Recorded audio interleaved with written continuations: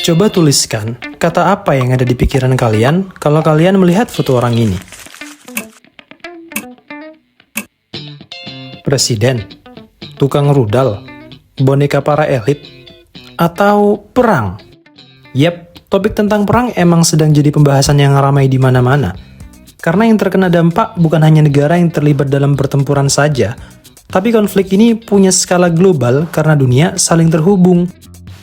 Semoga aja dunia ini lekas membaik dan segera pulih ya. Tapi ngomong-ngomong, kalian tahu nggak perang paling singkat di dunia yang cuma setengah jam? Itu apaan, Min? Kok kayaknya nggak meyakinkan? Faktanya dalam catatan sejarah memang beneran ada loh. Namanya Perang Anglo-Zanzibar. Terjadi pada 27 Agustus 1896. Perang ini melibatkan antara United Kingdom melawan Kesultanan Zanzibar. Permasalahan ini berakar dari suatu kondisi ketika Sultan pro-Inggris wafat, lalu digantikan oleh Sultan baru yang tidak disetujui oleh Inggris. Inggris menuntut agar Sultan tersebut turun tahta, namun ditolak oleh pihak Kesultanan. Awalnya Inggris memberi ultimatum, jika tidak menyerah pada waktu yang ditentukan, mereka akan mulai menyerang. Dan yap, konflik pun langsung meledak.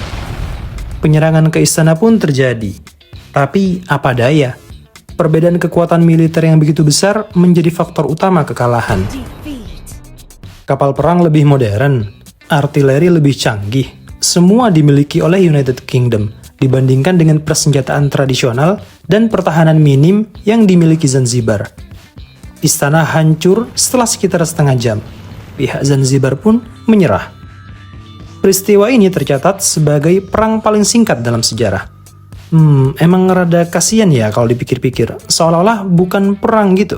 Tapi kayak penindasan militer nggak sih? Dengan kekuatan yang sejomplang itu.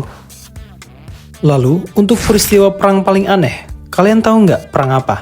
Di mana dan kapan? War of the Stray Dog. Yap, sesuai artinya, perang karena anjing. Atau dikenal juga sebagai Incident at Petrish. Terjadi pada Oktober 1925 di perbatasan antara Yunani dan Bulgaria. Berawal dari seorang tentara Yunani yang berusaha mengejar anjingnya yang kabur melintasi perbatasan wilayah negara tersebut. Ia masuk ke wilayah Bulgaria tanpa izin. Ya gimana ya, namanya juga orang lagi ngejar anjing. Mana sempet, boro-boro minta izin. Si pemilik anjing kemungkinan nggak aware dan telat sadar juga kalau dirinya lagi di area yang seharusnya tidak ia lewati.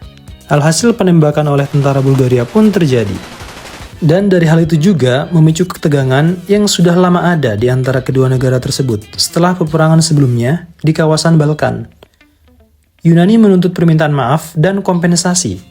Karena tidak segera dipenuhi, Yunani mengirim pasukan ke wilayah Bulgaria di sekitar kota Petrish.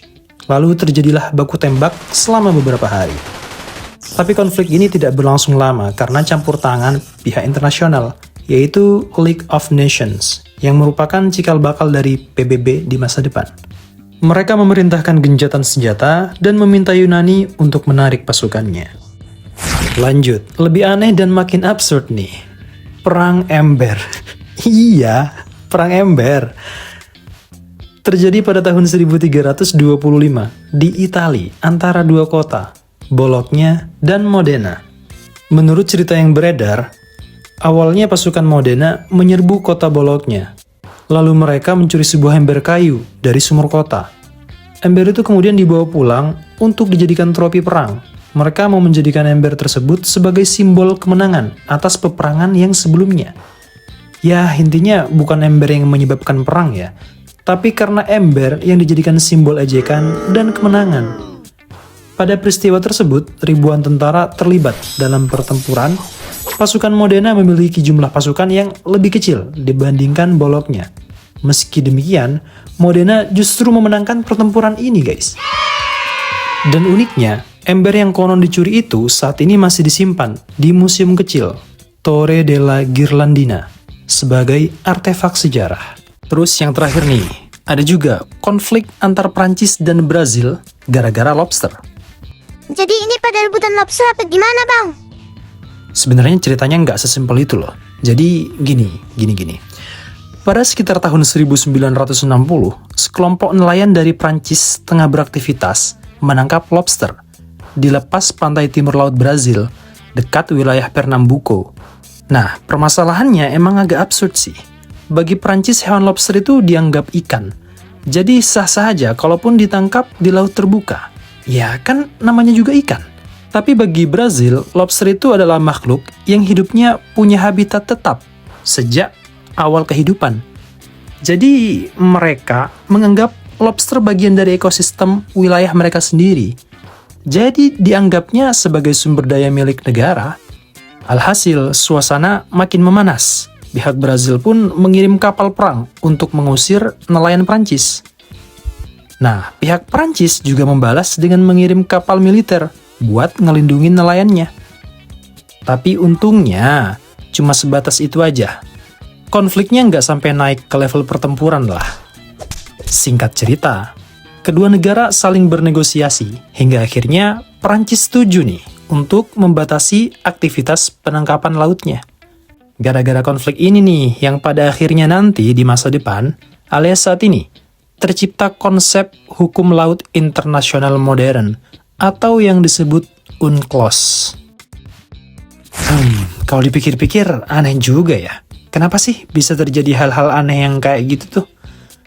Meskipun ya emang kelihatan konyol, tapi sebenarnya itu bukan bener-bener hal sepele. Mungkin sejak awal emang udah banyak konflik dari kedua kubu. Malah ditambah hal-hal kecil yang bisa jadi pemicu.